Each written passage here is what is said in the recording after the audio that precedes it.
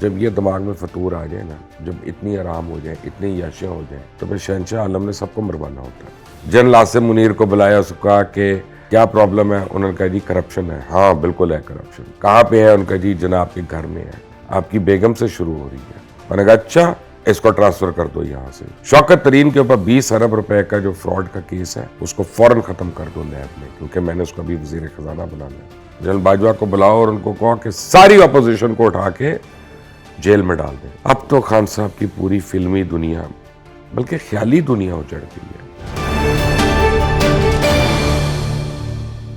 عمران خان کی تکلیف کا پتہ چلا، آپ کو اندازہ ہوا کچھ کہ وہ آدمی کتنے مشکل میں ہے، کتنے اس بیچارے کو مسئلے ہیں، اور آپ اور ہم جیسے لوگ ہیں وہ اس کو کرٹیسائز کرتے رہتے ہیں، انگلیاں اٹھاتے رہتے ہیں اس کے اوپر۔ کبھی کسی نے سوچا کہ اس کے دل پہ کیا گزر رہی ہے؟ یہ جو ہم نے 22 کروڑ میں ایک خاص انسان پیدا کیا، جس کو رہنے کے لیے ہر ملک اویلیبل اور پاکستان میں ہی آ کے رہا۔ اب دیکھیں نا، آپ خان صاحب کا کیا قصور ہے کہ ٹرک کے آگے، کنٹینر کے آگے آ کے ایک کمسن بچہ مارا جائے؟ وہ خان صاحب کا اپنا بچہ تھوڑی ہے کہ اب اس کے لیے وہ بیٹھ کے رکیں، کنٹینر رکوائیں۔ ان کو کیا فرق پڑتا ہے کہ اگر کسی بچوں کی ماں یا کسی کی بیوی کنٹینر سے ان کے گارڈ دھکا دے کے گرا کے مار دیتے ہیں جان سے، وہ خان صاحب نے اس کی جان لی ہے، یا وہ بشرا بیگم ہے وہ کوئی، یا وہ کوئی ان کی بیٹی ہے کہ وہ آئی تھی اور وہاں پہ اور وہ چڑھنے کی کوشش کری تھی، اس کو نہیں چڑھنے دیا، وہ گر گئی، مر گئی اس طرح سے۔ تو یہ ہم لوگ تو مرتے رہیں گے، لیکن جناب کا اقبال بلند ہو۔ میں رات کو سوچ رہا تھا، مجھے یاد آیا کہ مغل بادشاہوں کا جو ڈاؤن فال تھا نا، وہ بھی اسی وجہ سے تھا۔ وہ خود نمائی میں اور اپنے نارسسزم میں، اپنی ایول سوچ میں مشرک ہو گئے تھے۔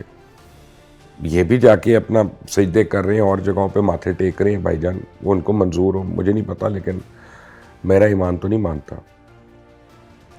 تو وہ آپ کو میں بتاؤں کہ اورنگزیب عالمگیر کو جب وہ ویک اپ کال دینے آتا تھا نا صبح، چوبدار اس کا، وہ کیا پوچھتا تھا؟ وہ کہتا تھا شہنشاہ عالم جہاں پناہ کا حضور کا اقبال بلند ہو، سورج طلوع ہونے کی اجازت طلب کر رہا ہے۔ تو نعوذ باللہ، جب یہ دماغ میں فطور آ جائے نا، جب اتنی آرام ہو جائیں، اتنی عیاشیاں ہو جائیں، تو پھر شہنشاہ عالم نے سب کو مروانا ہوتا ہے، اور ایسا ہی ہوتا ہے۔ اب آپ دیکھیں، عمران خان کو ہم لوگ بلیم تو کرتے ہیں، کبھی وہ دن تھے کہ صبح آرام سے اٹھتے تھے، واک کرتے تھے، انگڑائیاں لیتے تھے، 12 انڈوں کا آملیٹ کھاتے تھے، اور پھر وزیر اعظم ہاؤس دفتر جانا ہوتا تھا عوام کی خدمت کے لیے، تو ہیلی کاپٹر پہ جاتے تھے، انہیں گاڑی پہ نہیں جا سکتے تھے۔ گاڑی پہ تو 4 کلومیٹر تھا، تو 4 کلومیٹر کا فاصلہ جو ہے پتہ نہیں کتنے منٹ میں ہوتا، تو اتنے منٹ انہوں نے کام سے آپ نہیں روک سکتے تھے خان صاحب کو۔ اور پھر آتے جاتے ہوئے کم از کم کو فوٹو شوٹ ہوتے تھے، 1-2 ویڈیوز بھی بن جاتی تھی ٹک ٹاک وغیرہ کے لیے، اور لوگوں کا دل لگا رہتا تھا اس سے، ان کے مسلز دیکھ کے، ان کے پش اپس دیکھ کے، ان کی ٹی شرٹس دیکھ کے، اور سب سے بڑھ کر نام کے آگے وزیر اعظم لگا ہوتا تھا، وزیر اعظم عمران خان۔ یہ اپوزیشن والے ہیں، ہر وقت نیازی نیازی کہتے رہتے ہیں، وہاں پہ صرف وزیر اعظم عمران خان آتا تھا، نیازی وغیرہ نہیں لکھا تھا، اور دل لگا کر عوام کے لیے کام کرتے تھے۔ جب کوئی چیز بھول جاتے تھے تو خاتون اول بشرا بیگم یاد کرا دیتی تھی، خان صاحب آپ وزیر اعظم ہیں، یہ آپ کو کرنا ہے، یہ کسی اور نے نہیں کرنا۔ پھر خان صاحب کو خیال آتا تھا اور وہ کہتے تھے بزدار بھائی وہ کھانوں کا کیمپ شروع کر دو، وہ جو ہے نا ریسٹ ایریاز بنا دو، اور اس کے لیے اربوں روپے کے فنڈ نکل جاتے تھے۔ لیکن ہر شہر کے ڈی سی کو یا ڈی سی او کو احکامات ہوتے تھے کہ روز مخیر حضرات سے پیسے پکڑ کے وہ کھانے کا لنگر دیتے تھے، اور حکومت کے جو پیسے تھے جو کھانے کے لیے نکلتے تھے وہ پتہ نہیں کہاں چلے جاتے تھے، وہ ہڑپ ہو جاتے تھے۔ وہ بنی گالا کے اندر ہی شاید وہ بھئی اتنے آخر انہوں نے عملیات کرنے ہوتے ہیں، اتنی ان کی محنت ہوتی ہے، پتہ نہیں کتنے مہنگے جانور آتے ہیں، کیا ہوتا ہے مجھے تو نہیں پتا، تو کہیں تو لگتے ہوں گے پیسے۔ بہرحال دورے کرنے پڑتے تھے خان صاحب کو باہر کے، کو آرام کا ٹائم ہی نہیں ہوتا تھا، پھر دورے کرو اور پھر سنبھالتے رہو تحفے تحائف جو مل رہے ہوتے تھے، ہر وقت توشہ خانہ میں کروڑوں روپے کی چیزیں۔ تو تھوڑے سے چند ارب روپے اگر خان نے توشہ خانہ میں چوری کر لی اور بیچ دیا سامان تو کون سا کو قیامت ہو گئی؟ بھئی باقی لوگوں نے کم کھایا، یہ تو پھر ایماندار ہے کیونکہ اس نے ان کے مقابلے میں تھوڑا کھایا، انہوں نے ڈالرز میں کھایا، اس نے روپے میں کھایا. کچھ تو فرق ہونا چاہیے نا. ہر وقت نہیں آپ عمران صاحب کو رگڑا مارا کریں.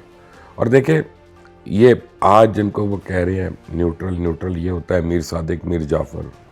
وہ کیا ہمت تھی جنرل باجوہ کی کہ سیٹی بجاتے. عمران خان جب چاہتے تھے وہ خود ملنے آتے تھے ان کو دفتر میں یا بنی گالہ میں ملنے آتے تھے، اور جب ان کا دل کرتا تھا وہ دھوپ میں بیٹھ کے فیضیاب بھی ہوتے رہتے تھے، دبا کر ہوتے تھے.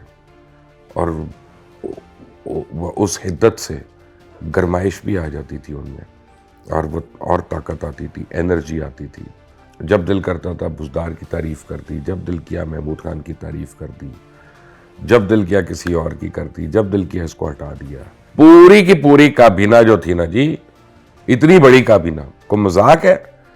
شلوار قمیض پہ لگی ہوئی تھی، ویسٹ کوٹ پہنتی تھی، ہر ایک کے ہاتھ میں تسبیحاں آ گئی تھیں. اب وہ تسبیح تو آپ کو پتہ ہے کہاں سے آئی تھی؟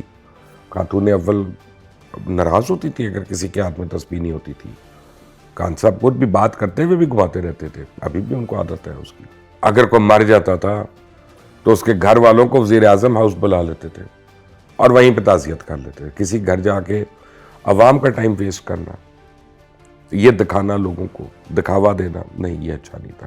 وہ ٹیبل کے پیچھے بیٹھے ہوتے تھے، جس سے تعزیت کرنی ہوتی تھی وہ سامنے بیٹھا ہوتا تھا، اور پھر دعا ہو جاتی تھی، فاتحہ ہو جاتی تھی. اور جب زیادہ کام کر کے تھک جاتے تھے ہفتے میں 4 دن کے بعد، تو پھر 3-4 دن کے لیے وہ کسی سیاح مقام پہ چلے جاتے تھے کہ نتھیا گلی میں کہیں اور دل لگانا ہوتا تھا. اور پھر خادموں کا ایک ٹولہ ہوتا تھا. 900 باڈی گارڈ تو ایک وقت میں ٹریول کرتے تھے. اس کے بعد 40 سے 50 باقی ان کے نوکر جو تھے، کوکس، ملازمین، بیٹر، دھوبی، مالی، یہ سارے جا رہے ہوتے تھے مرضی کے. ڈاکٹرز بھی ہوتے تھے کچھ. پر دیکھیں نا آخر خان ٹریول کر رہا ہے، کوئی مذاق ہے؟ نیپی کوئی چینج کرتا تھا، فیصلے کوئی اور آ کے کر دیتا تھا، سارے کام ہو جاتے تھے. جنرل عاصم منیر کو بلایا، اس کو کہا کہ کیا پرابلم ہے؟ انہوں نے کہا جی کرپشن ہے. ہاں بالکل ہے کرپشن. کہاں پہ ہے؟ ان کا جی جناب کے گھر میں ہے. آپ کی بیگم سے شروع ہو رہی ہے، عثمان بزدار پہ ہو رہی ہے، فرح گوگی پہ ہو رہی ہے، احسن گجر کی ہے، زلفی بخاری کی ہے، فلاں کیا، فلاں کیا، فلاں کیا.